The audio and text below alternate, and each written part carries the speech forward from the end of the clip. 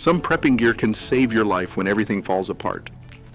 But in the United States, and in many other countries, buying the wrong item in the wrong way can put your name on a government watch list without you ever knowing. And once that happens, you're no longer just a citizen preparing for emergencies. You're someone authorities want to know more about.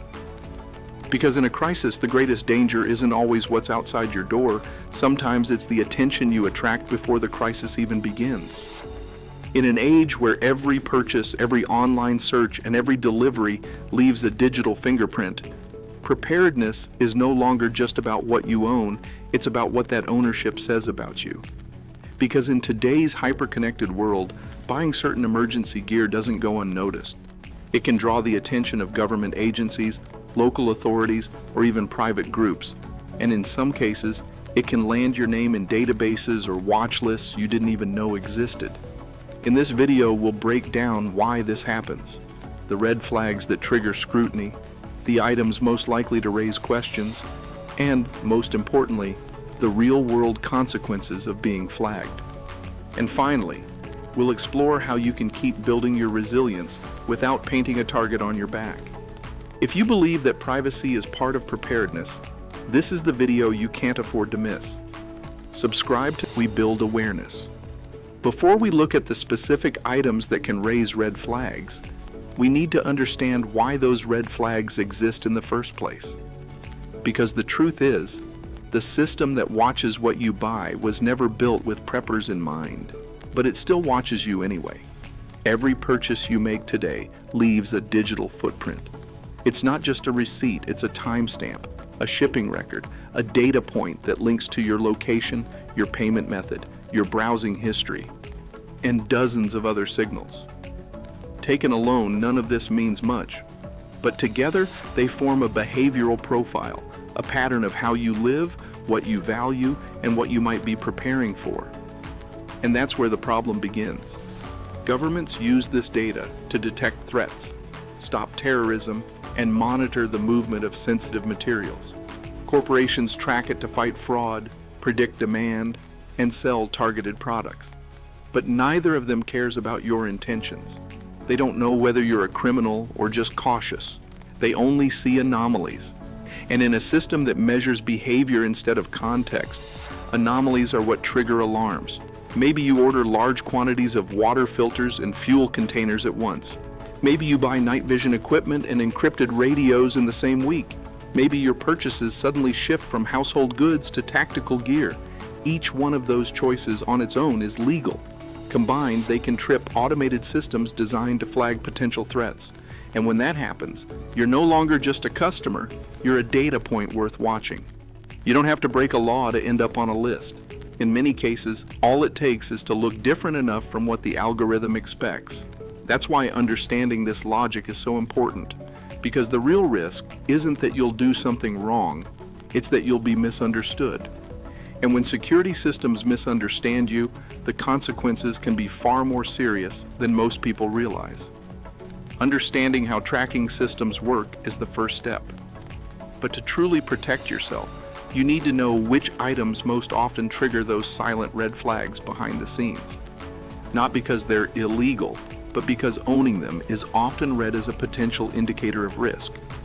Here are 10 real examples you should know and handle with caution. 1. Long-range radios and encrypted communication devices.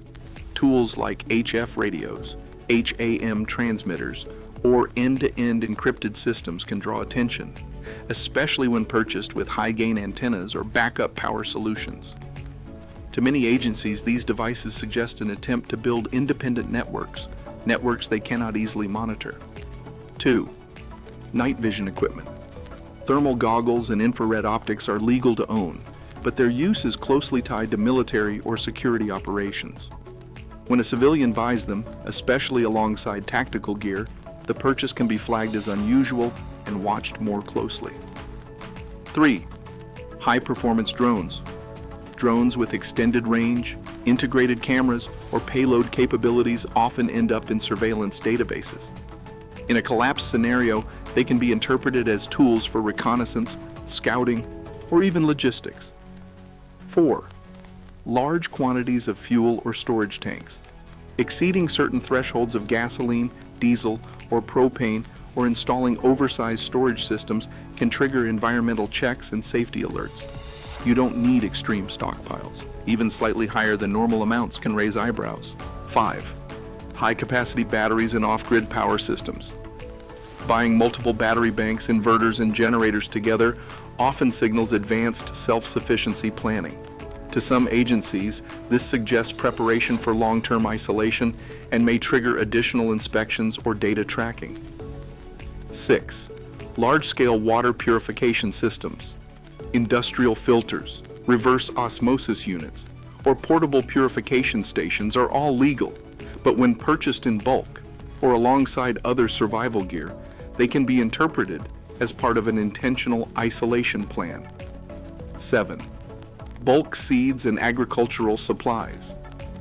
In many countries, large orders of seeds, fertilizers, or specialized growing equipment are recorded as agricultural data. When they come from individuals rather than farms, they can raise suspicion and activate monitoring systems. 8. Tactical gear and ballistic protection. Body armor, certified helmets, and ballistic plates are legal, but in many states they're tracked.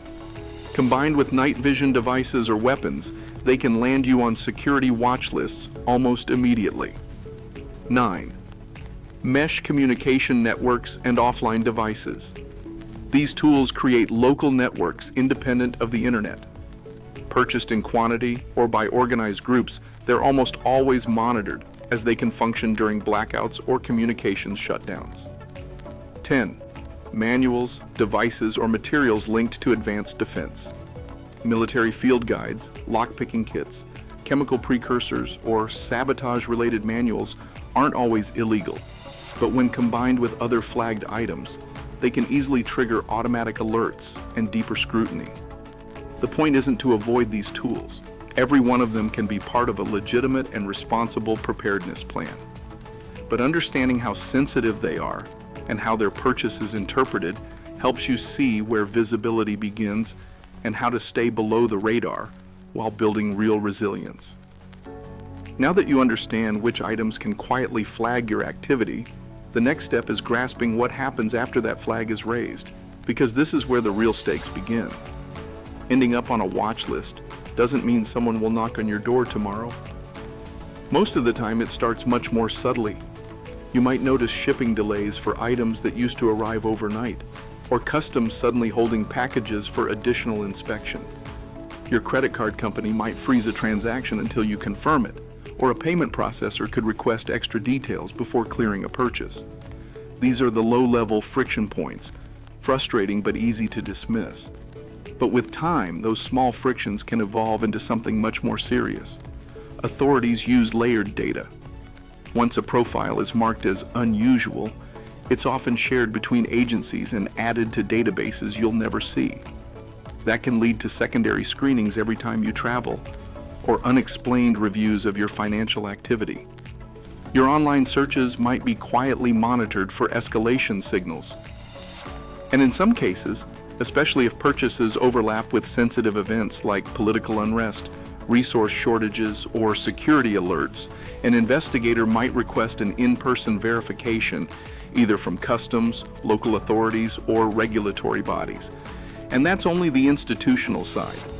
In a real crisis scenario, flagged information has a way of leaking, legally or otherwise. Data brokers, hacked databases, or even public procurement records can reveal who has what. And that makes you a potential target not just for surveillance, but for exploitation.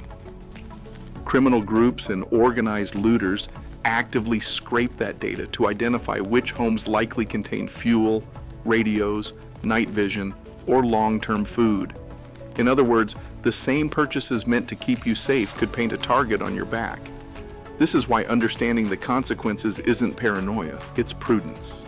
A prepared person isn't just someone with gear, they're someone who knows how visibility itself can become a threat, and who builds strategies to stay one step ahead of it.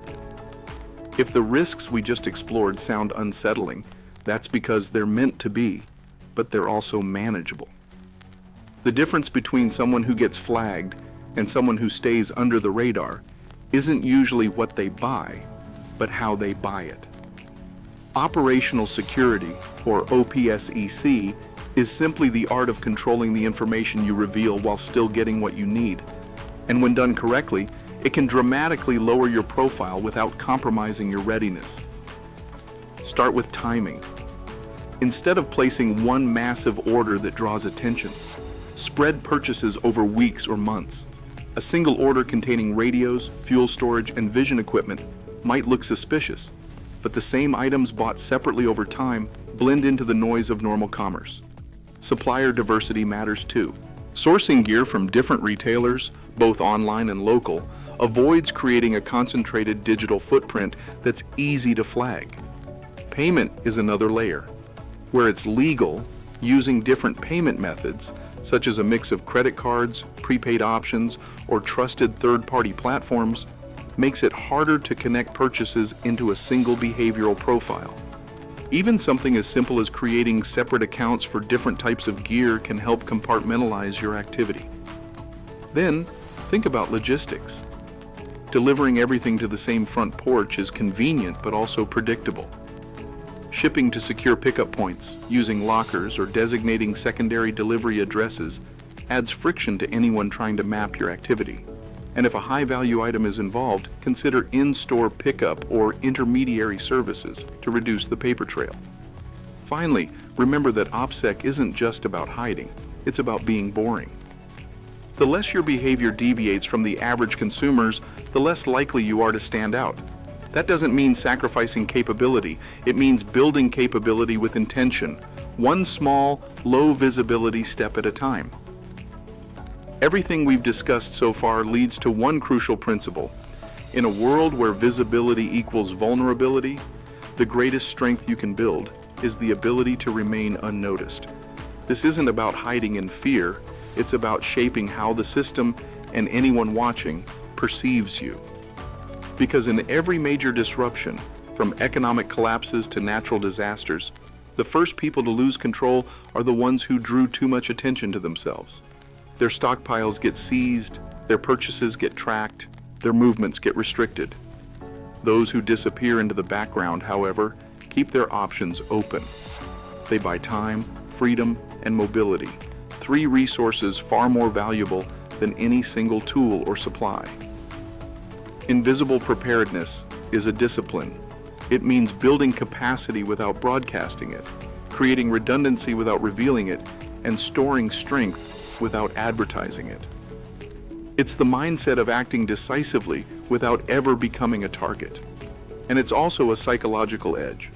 When others panic because their plans were exposed or disrupted, you'll still have the initiative, because nobody will know what you have, where you keep it, or what you're capable of. That's the real goal of strategic preparedness, not just surviving the next crisis, but doing so on your terms, without interference, without oversight, and without ever having to ask for permission. Real preparedness isn't about how much you own, but about how much control you keep over what you own. And that control only exists if your decisions stay beyond the reach of those who would limit them. In every era, information has been a weapon, and in the next crisis, privacy will be your shield. It's the quiet space between what you know and what others can't see that allows you to act on your own terms, without interference, without exposure, without warning. In the end, survival isn't just about food, water, or gear.